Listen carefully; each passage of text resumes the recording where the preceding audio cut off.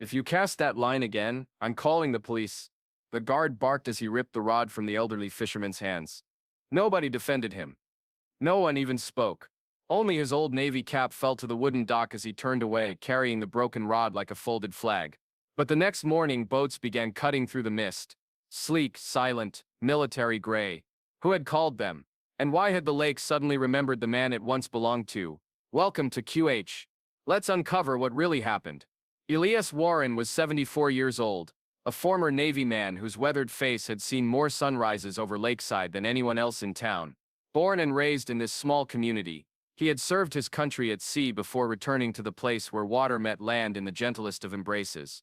For 40 years he had cast his nets into these waters every morning, his silhouette a familiar sight against the dawn light. He wasn't fishing for profit or sport. Most of his catch went to the community church's soup kitchen, the local homeless shelter, or elderly neighbors who could no longer fish for themselves.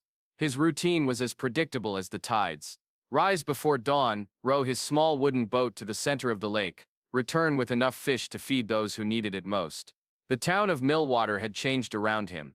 Tourism had gradually replaced the fishing and timber industries that once sustained the local economy. Trendy coffee shops and boutique stores now lined streets where hardware stores and tackle shops once stood.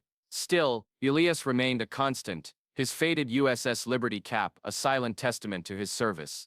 The crisis began when the town council, facing budget shortfalls, sold the public lake and surrounding parkland to Horizon Leisure Group, a private resort developer, promising to transform the area into a luxury destination. The deal had happened quickly, with minimal public input and maximum political maneuvering. On that fateful Tuesday morning, Elias arrived at his usual spot as the first hints of orange touched the eastern sky. He unloaded his tackle box from his ancient pickup truck, adjusted his navy cap, and made his way down the wooden dock that had supported his weight for decades.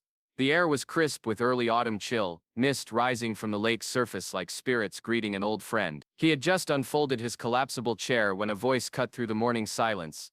"Sir, this is private property now. You need to leave immediately." Elias turned to find a young security guard approaching, dressed in a new uniform with the Horizon logo prominently displayed. "I've been fishing here since before your parents were born, son," Elias replied calmly, continuing to prepare his line. "That doesn't matter anymore." The guard's voice hardened. "The lake is under new management. No fishing without a proper permit from Horizon Leisure." Elias reached into his worn jacket, pulling out a dog-eared card, a special fishing exemption the previous mayor had granted him years ago, in recognition of his community service. "I have permission," he said. The guard barely glanced at the card before snatching it from Elias's hand. With deliberate slowness, he tore it in half. "This is worthless now, old man. New owners, new rules." Someone on the shore had started filming the confrontation on their phone.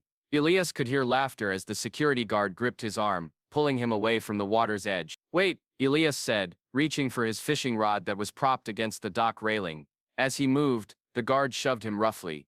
Elias stumbled and the rod fell, snapping against the wooden planks with a crack that seemed to echo across the water. "Consider that your warning," the guard said, loud enough for his audience. "Next time, there'll be trespassing charges." In the video that would later circulate online, you could see Elias kneeling to pick up the broken pieces of his rod, a gift from his late wife on their final anniversary, before cancer took her. He gathered the fragments as carefully as if he were folding a flag at a military funeral. From the growing crowd of morning joggers and curious onlookers, not a single voice rose in his defense. Some filmed, others whispered. Most simply watched, uncomfortable but unwilling to interfere with what seemed like the inevitable march of progress. A young man in expensive running gear spoke loudly to his companion. "About time they clean this place up. That old guy's been squatting on prime real estate for years." Elias heard but did not respond. With dignity that seemed to belong to another era, he tucked the broken rod under his arm and walked back to his truck. Behind him, the security guard was already placing "No fishing private property" signs along the dock. As Elias drove away, the morning sun finally cleared the horizon, illuminating the lake with golden light. In his rearview mirror, he could see construction vehicles beginning to arrive, the advance guard of a transformation that would leave no room for men like him. What no one noticed as they focused on the embarrassed old man was how his fingers had instinctively folded the torn permit along precise military lines, and how his eyes, before they turned away from the water, had scanned the horizon with the practiced vigilance of someone who had once watched for enemies approaching from the sea. Elias's home stood at the edge of the forest, a small cabin he had built with his own hands, after returning from service. Unlike the lakefront properties now selling for millions, his modest dwelling valued functionality over appearance. The wooden walls held decades of memories, photographs of naval vessels, certificates of commendation, and a shadow box containing his service medals that he never discussed with anyone. Inside, he carefully placed the broken fishing rod on the table and opened the cedar chest that contained his most precious possessions. From within, he removed a precisely folded American flag, the one that had draped his wife Annabelle's coffin 8 years. Beside it lay his Navy insignia and a faded photograph of his unit standing on the deck of the USS Liberty. Elias had been one of only a handful of survivors when their vessel had been caught in a storm. He had personally secured lifelines that saved 3 of his shipmates from being washed overboard. That day had taught him the true value of holding fast when everything around you threatened to give way. He sat heavily in his armchair, feeling the weight of his years more acutely than usual. Through his window, he could see the lake glistening in the distance, now as inaccessible to him as if it were on another continent. Day 14 since being banned from the lake, he wrote in the leather-bound journal he had kept since his Navy days. I've never felt more like a stranger in the place I've called home my entire life. The retirement community in Phoenix where his daughter lived had been calling more frequently lately. It's time, Dad, she would say. This town isn't yours anymore. Each time, he had gently refused. How could he explain that his roots went deeper than property deeds or municipal boundaries? That the rhythm of the lake's waters was synchronized with his own heartbeat. As evening fell, Elias checked his ancient flip phone and discovered he had become an unwitting internet celebrity. The video of his humiliation had been shared thousands of times, set to comical music with captions like, "Boomer can't read no trespassing signs," and "Old fish fights, new lake owners and loses." The comments beneath were even worse. That generation thinks they own everything just because they've been around forever. Maybe if he'd invested in real estate instead of fish, he wouldn't be crying now. Time to move to a retirement home, Grandpa. The world belongs to those who can pay for it. A knock at his door interrupted his thoughts. It was Bill Jenkins from the hardware store, one of the few longtime residents still running a business downtown. Heard what happened at the lake, Bill said, accepting the cup of coffee Elias offered. Rough deal. It's their property now, Elias replied, his voice free of bitterness. They can do what they want with it. Bill shifted uncomfortably. Town's changing, Elias. Maybe it's time to consider moving on. Elias finished for him. This is my home, Bill. I buried Annabelle here. My whole life is in this soil. I understand, but these developers, they've got the council in their pocket. They're talking about making the entire lakefront a members-only resort. Annual fees more than what most folks around here make in a month. And what does the town think about that? Bill looked away. Most of the original families have already sold and moved. The newcomers, they want the property values to keep rising. They're calling it progress. After Bill left, Elias stood on his porch, looking toward the water that had sustained generations of Millwater residents. In the gathering darkness, he could see the new security lights installed along the shore, bright and intrusive against the natural landscape. He remembered teaching local children to fish on summer mornings, showing them how to respect the water and its creatures. He thought of the countless community fish fries he had supplied, the elderly widows who depended on his weekly delivery, the handshakes from 3 successive mayors thanking him for his contributions to Millwater's food pantry, all erased with the stroke of a pen transferring ownership to people who saw the lake not as a living entity, but as a line item on a development plan. His phone rang again, his daughter calling from Arizona. They sent me the video, Dad, she said, her voice tight with concern. This is exactly why I've been asking you to come live near us. It's just a misunderstanding, he replied, unwilling to burden her with his grief. It's not, and you know it. That town doesn't deserve you anymore. They've forgotten who built it, who kept it going through hard times. Perhaps she was right. As darkness settled completely over the lake, Elias thought about the generations of Warrens who had fished these waters, including his father, who had taught him to cast his first line, and his grandfather, who had helped establish the town's first fish market. I'll think about it, he told his daughter, though they both knew he wouldn't leave. Some men, like certain species of ancient trees, can only survive in the soil where they first took root. He wasn't asking for money, wasn't demanding right. He just wanted to cast his line in the waters he'd been connected to his entire life. If you've ever felt pushed out from a place you once called home, type still.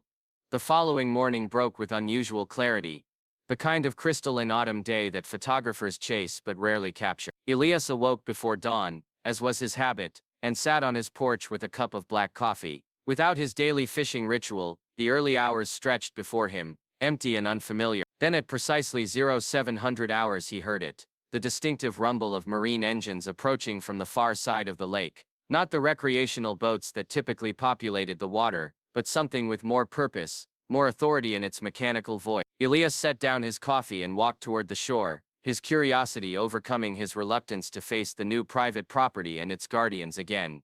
What he saw made him stop in his tracks. 8 naval rigid-hull inflatable boats, flying American flags at their sterns, were advancing in perfect formation toward the main dock. Each vessel contained uniformed Navy personnel, not in everyday working uniforms, but in their service dress blues, as if attending a formal military function. Word spread quickly through Millwater. Residents poured out of houses and businesses, gathering along the shore. Workers at the new development site paused, construction vehicles falling silent, as all eyes turned toward the approaching flotilla. The security guard who had confronted Elias the previous day stood uncertainly at the dock entrance, his radio raised to his lips, but apparently receiving no instructions on how to handle a naval incursion. The lead boat docked with precision, and from it stepped a tall man with silver hair and the insignia of a retired Navy colonel. Samuel Hollister moved with the confidence of someone accustomed to command, his eyes scanning the crowd until they found Elias standing at a distance. "Attention," Colonel Hollister called, and every uniformed sailor snapped to perfect posture. The colonel stepped forward, addressed the gathering crowd, and spoke in a voice that carried across the water. "My name is Colonel Grant Hollister, United States Navy, retired 42 years ago, during the storm that claimed the USS Liberty. Chief Petty Officer Elias Warren saved 12 men from my unit, carrying the injured through hazardous waters to safety." A murmur ran through the onlooker. Many glanced at Elias with new eyes, trying to reconcile the quiet old fisherman with this unexpected history. "What many of you don't know," the colonel continued, "is that after his honorable discharge, Elias Warren continued his service, right here. During the flood of '89, he used his boat to evacuate 27 residents from the eastern shore. During the drought of '95, he installed water purification systems for families with contaminated wells. For 4 decades, he has conducted daily water quality monitoring that the Environmental Protection Agency has relied upon for their regional assessments." From another boat stepped a younger man in uniform. "My name is Lieutenant Commander Eric Dawson. I exist because Elias Warren carried my father through gunfire on his back during the final evacuation of Saigon. When my father couldn't afford college for me, Mr. Warren anonymously provided a scholarship fund for veterans' children in this county. I'm here because a man who asked nothing for himself gave everything for others." The Horizon Leisure Group manager pushed through the crowd, clipboard in hand. "This is a private event space now," he began. "You can't Actually, we can," interrupted another figure emerging from the third boat, a woman in a formal dark suit. "I'm Paige Whitaker, Department of Interior. This lake falls under the National Historical Waterways Protection Act, due to its documented use by 3 Native American tribes. The sale was approved without the federally required historical assessment." She held up an official-looking document. "As of 0600 this morning, all development has been temporarily suspended, pending a full environmental and historical review." The security guard who had torn Elias's permit looked increasingly uncomfortable as a sailor approached him, handing him a folded sheet of paper. "This is a copy of Elias Warren's original agreement with the town of Millwater, dated." The sailor explained, "It grants him lifetime fishing rights as compensation for his voluntary environmental monitoring services. This document supersedes any change in ownership, as it's classified as an environmental service contract with federal recognition." Camera phones recorded everything, but the tone of the filming had transformed from mockery to respectful documentation. The hashtag number sign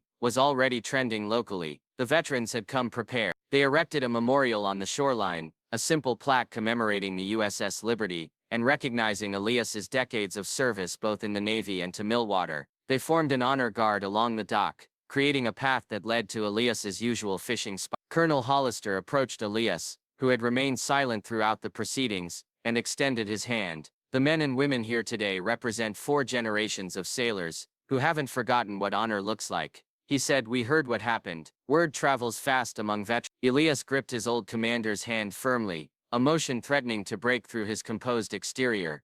"You didn't have to come all this way, Sam." "Yes, we did," the colonel replied simply. "No one gets to erase what you've done, not for us and not for this town." The crowd had grown as news spread throughout Millwater. Among them were faces from the town council, looking increasingly sheepish as they realized the depth of their miscalculation. The mayor himself arrived, hurriedly straightening his tie as he made his way to the improvised podium that had been set up. On behalf of Millwater, he began glancing nervously between the veterans, the developers and the federal representative. I want to announce that we'll be implementing an immediate review of the lake sale contract. Furthermore, we are establishing a permanent veterans landing zone on the eastern shore with guaranteed public access and special recognition of Elias Warren's lifetime fishing right. He extended a new laminated permit toward Elias, who accepted it quietly.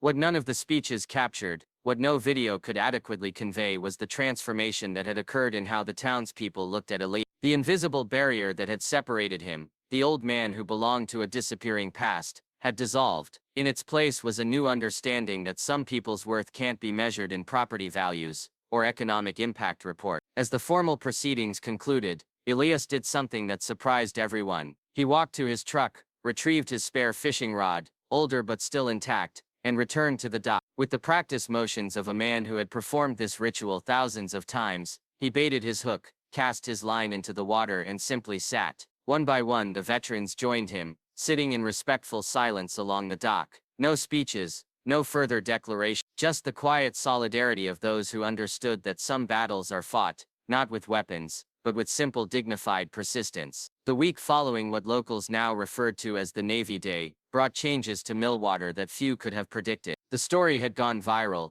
picked up by national news outlets, framing it as a David versus Goliath tale for the modern age. Horizon Leisure Group, facing a public relations nightmare and potential legal challenges from the Department of Interior, announced they were reconsidering the development approach to honor the area's cultural and historical significance. A small ceremony was held to officially name the eastern dock Elias's Landing, Keeper of the Waters. The sign, crafted by a local woodworker, was simple but dignified, much like the man it honored. Elias attended without fanfare, uncomfortable with the attention, but understanding that the gesture wasn't just about him, it was about establishing a precedent for what the community valued. What brought him genuine joy, however, were the children. They began appearing at the dock in the mornings, initially out of curiosity about the old man from the viral video, but soon with genuine interest in learning what he knew. Elias taught them, with the same patience he had once shown young sailors, how to tie the perfect knot, how to read the water's surface for signs of fish below, how to wait in stillness until the right moment presented itself. "Do you ever get scared of the water?" a young girl asked him one morning, as she struggled to bait her hook. Elias smiled, helping her small fingers secure the worm. "I was terrified when I was beneath it, during the storm that took my ship, but I've never been afraid sitting beside it, watching over." "Because you're friends?" she asked, with a child's directness. "Because we understand each other," he replied. "Water remembers everything it touches. It was here long before us, and will be here long after. The trick is learning to listen to what it's trying to tell you." She considered this with surprising seriousness, then nodded as if he had confirmed something she'd already suspected. The security guard who had torn Elias's permit never returned to his post. However, one morning Elias arrived to find a brand new USS Liberty cap placed carefully on his usual bench. No note, no explanation, just the cap, its navy blue fabric stiff with newness, the gold embroidery catching the morning light. Elias didn't wear it. Instead, he laid his hand upon it briefly, acknowledging the gesture, before setting up his fishing gear with his old faded cap still firmly in place. Some apologies are better left unspoken, and some lessons more powerful when demonstrated rather than declared. Mayor Hensley, sensing the shifting political winds, established a Veterans Advisory Council for future development projects, with Elias reluctantly accepting a position. The council's first recommendation, unanimously approved, was to allocate a portion of tourism revenue to maintaining public access to the natural resources that had sustained the town long before it became a destination for wealthy vacationers. Colonel Hollister returned monthly, sometimes bringing other veterans, sometimes coming alone to sit beside Elias in the pre-dawn hours when the lake was at its most serene. Their conversations were sparse but meaningful, focusing on the water, the changing seasons, the eternal rhythms that remained constant even as the world around them transformed at an ever-accelerating pace. "They're still planning to build on the western shore," the colonel mentioned during one such visit. "Luxury condos, marina, the works." Elias nodded, adjusting his line. "Change comes whether we welcome it or not. The important thing is making sure some things remain." "Like you," the colonel said, "still holding your position after all these years." "Like the water," Elias corrected him gently. "I'm just passing through, same as everyone, but what we do while we're here, that matters. The lake itself seemed to have weathered the controversy with typical impassivity. Its surface still reflected the sky above, still rippled with the breeze, still yielded fish to those patient enough to wait. Whatever human dramas played out along its shores were merely momentary disruptions in its ancient existence. In early spring, nearly 6 months after the Navy Day, Elias arrived at his usual spot to find a class of elementary school students waiting, clipboards in hand. Their teacher explained they were conducting a year-long science project about the lake's ecosystem, and hoped Elias might share some of his observations. What followed was a master class in practical ecology. Elias showed them how to test water quality using simple tools, how to identify different fish species, how to recognize signs of environmental stress. The children recorded everything, wide-eyed at knowledge that couldn't be found in their textbooks or online. Miss Warren has been keeping daily records longer than the EPA, the teacher explained to her students. His notebooks contain climate data that scientists are now using to track long-term environmental changes in our region. A boy raised his hand. "But you're not a scientist," he said to Elias with a child's bluntness. "No," Elias agreed, "I'm just someone who's been paying attention for a very long time." Perhaps that was his true legacy, not the medals in his cedar chest, or the newly named dock, but this accumulated wisdom born of daily observation and unwavering presence. In a world increasingly driven by data analytics and computer modeling, Elias represented something more fundamental, the irreplaceable value of bearing witness, of marking the slow changes that only become visible through decades of faithful attention. The luxury development did eventually proceed on the western shore, though scaled back significantly from original plans. From Elias's fishing spot he could see the modern buildings rising, their glass surfaces reflecting the same waters he had watched for a lifetime. He didn't resent the newcomers. After all, they too had been drawn by the lake's beauty, its promise of peace. Perhaps they would learn what he had discovered long ago, that the true value of a place isn't in what you can take from it, but in how deeply you allow yourself to belong to it. Elias often said little, but when he spoke it was with the stillness of someone who had seen the worst and chose peace anyway. That morning on the dock, surrounded by strangers turned kin, he didn't need to explain what the lake meant to him. It was etched in the way he cast his line, not to conquer but to connect, not for legacy, but for belonging. Some people live their entire lives just to quietly sit in the same spot, holding on to what others discard, but only when they're pushed away do we realize, not everyone can be replaced. You might forget this story in a few days, but if nobody retells it, history will remain silent forever. Subscribe to Incredible Stories, where justice, kindness, and memory are protected until the end.